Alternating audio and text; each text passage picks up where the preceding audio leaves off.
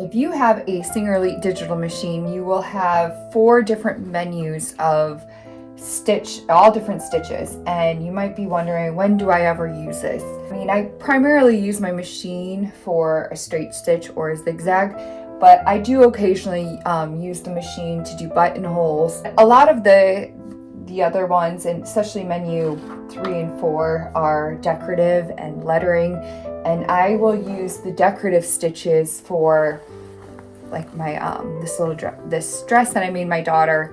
I did a white on white decorative stitch along the collar to keep these 2 layers together.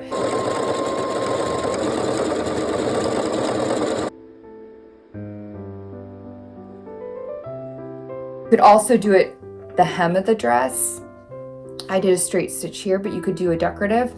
And then I do a lettering. So I will go ahead and do program the machine to do her name, and then I'll put a name tag in the dress or just embroider it right onto the dress. So there's all different options in your 4 menus.